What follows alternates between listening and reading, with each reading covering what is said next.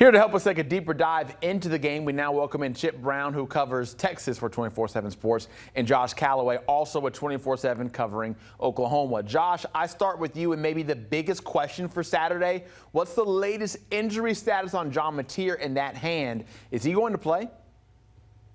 That's the million-dollar question right now. Is John Mateer and his status for Saturday continues to trend positively. It's been a day-to-day thing, obviously every single day, wondering how likely is it that John can get back just 2.5 weeks after surgery on that hand and that thumb, get back on the field and actually play in this game. It continues to trend positively. You know, like I said, listed questionable in the availability report Wednesday night, the initial one. I expect that'll probably be the same all the way up till Saturday. I don't think anything definitive is going to be decided until game time on Saturday down in Dallas. But, you know, if you made me pick one way or another, you know, my colleague Tom Green over with us at Sooners Illustrated, he kind of said it best on Monday. I'm going to kind of assume it's going to be John Mateer until it isn't. It continues to go the right direction. He's convinced that he's going to be able to get out there and play. I've been told he's been able to throw the ball around a little bit. To what degree, you know, that's kind of anybody's guess. You know, it's kind of up in the air at this point still, but you made me pick one way or another. I would lean he probably plays, but it's going to come right down to Saturday and how that hand and thumb feel going into the Cotton Bowl, literally on Saturday morning. Well, Texas is absolutely planning on seeing John Mateer in the Cotton Bowl at 2:30 on Saturday. John Mateer transferred to Oklahoma. Obviously, with Texas on his mind, this game is the greatest game day atmosphere in all of sports. When you put 100,000 in the middle of the State Fair of Texas, John Mateer is going to be on that bus, and his thumb is going to feel great. He's going to be around his teammates in that atmosphere, and I guarantee you he's going to play. Texas is absolutely planning on seeing him in this game. So we go from one QB to the other in this game. And for Arch Manning against Power 4 teams this year, which is Ohio State and my Gators, he's 0-2 with 3 passing TDs and 3 interceptions. Chip, how would a win here change the narrative around Manning and maybe being able to do it in a big game? Well, it might be a minor miracle because the offensive line is so bad for Texas, or was so bad for Texas against Florida, for them to be able to play well enough against this Oklahoma defense that leads the nation in sacks per game, leads the nation in tackles for loss. And it sounds to me like they are going to put Nick Brooks back out at left guard. Yikes. He had a Pro Football Focus rating of 31 after that Florida game, and a PFF score of 70 or higher is considered above average. So Texas, not, you know, it's hard to follow the thinking along the offensive line. Arch Manning's getting better, believe it or not, but it's hard to tell behind that offensive line right now. Oklahoma's allowing 7.2 points per game, and we showed earlier the past 5 meetings, and we've seen how much points have been scored in this rivalry. But you look at these defenses, because even on the Texas side, because before giving up 29 to Florida last week, they had only given up 31 points in their first 4 games combined. Josh, what's your thoughts on maybe this game turning into a defensive battle? Yeah, very, very possible. I would say probable at this point, the way both these defenses are kind of constructed. And frankly, the concerns on both offenses, like Chip was just saying with Texas' offensive line, there's a lot of questions on Oklahoma's offensive line too. It's been kind of hit or miss throughout the season. They haven't really consistently ran the football this year. And you look at what they're doing defensively, it's been incredible. And I know it sounds maybe a little, it's crazy to say when your starting quarterback is banged up and is a question mark, but this is a healthy football team for the most part, especially on defense for Oklahoma. All their top guys are going to be out there, and this defensive line has been so good. You know, before the season, it was talked about, like, could this be one of the best in the SEC, one of the best in the country?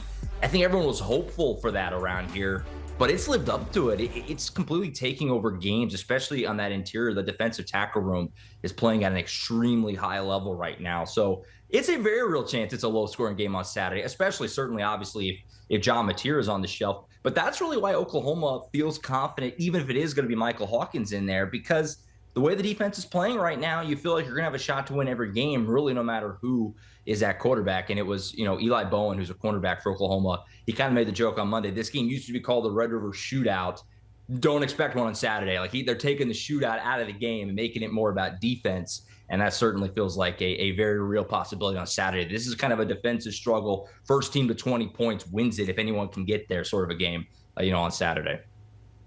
Well, and Josh, I'm glad you said Red River Shootout, because that's what this game has been called for most of its life. And the Elmer Fudd rebranding of this game as the Red River Rivalry is just ridiculous. But the Texas defense was in the same conversation with Oklahoma's defense right up until the Florida game a week ago. And then the Texas defense didn't show up and got mauled by Jaden Baugh and DJ Lagway on one leg.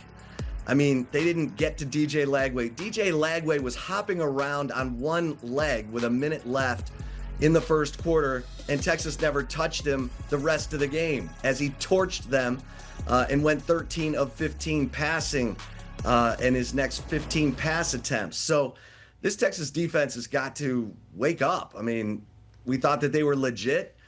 They beat up a bunch of tomato cans. They played well against Ohio State, but their best players on defense, Anthony Hill, Colin Simmons, two kids from the Dallas area, have not been put in position to succeed all the time. Anthony Hill's dropping into coverage. This is a guy who needs to be rushing the passer. Kind of weird that Texas got out of its identity. And here's, Florida doesn't blitz that much. Oklahoma has all kinds of exotic blitzes. Texas should have been blitzing DJ Lagway last week. Very hard to tell where the mindset of this Texas defense is. They're capable, but they got blasted last week at Florida. So we get to the most important question. And Chip, I'll give you the first honors. Who wins? I'm picking Oklahoma to win this game. I think it's going to be tight.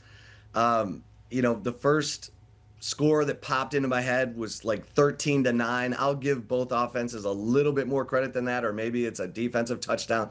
I'll say Oklahoma 19-17 in this game. Yeah, I'm right about there with you. I was going to say 20-17 Oklahoma, but it could easily be lower. I feel very good about Oklahoma's defense going into Saturday. It's playing at a high level. It's healthy. Brent Venables has been game planning for this. Oklahoma's had the benefit of the schedule here. The schedule makers did Oklahoma a solid. They had a bye week. Then they played Kent State while Texas was in Gainesville having to duke it out with Florida. So Oklahoma's really had the luxury of kind of getting to work ahead a little bit and get ready for Texas. So I feel like the defense is going to be ready to go. Offensively, hand up, I don't totally know what to expect. I'm thinking John Mateer is going to be out there, but even if he is, there are some very real challenges for the Sooners offense going against Texas, that defensive line. They're going to have to find a way to run the ball better. They have not really had much of a run game, and that's what kind of worries me about Oklahoma's offense on Saturday. But I do think the defense is going to play really well. They'll get after Arch Manning, maybe force a big turnover somewhere in this game. There's always one or two huge kind of momentum shifting plays in this game. It's so unique with the fans. It can flip so quickly, down there at the Cotton Bowl. I'm going to say Oklahoma wins a close one, 20-17. Defense kind of leads the way. And I do think John Mateer plays at least good enough to get Oklahoma over that hump. And they kind of get a little bit of revenge for last year's, beating down there at the Cotton Bowl. All right, fellas, the game picks are fun, but I personally love to eat. I need to know really quick a game at the Texas State Fair. If you're there, Chip, you're first. What do you eat? The funnel cake bacon queso burger. It is the best burger I've ever had. I get it every year. It's in the food court. It's not out on the Midway. I will be there bright and early with my funnel cake bacon queso burger. Zach, it is unbelievable.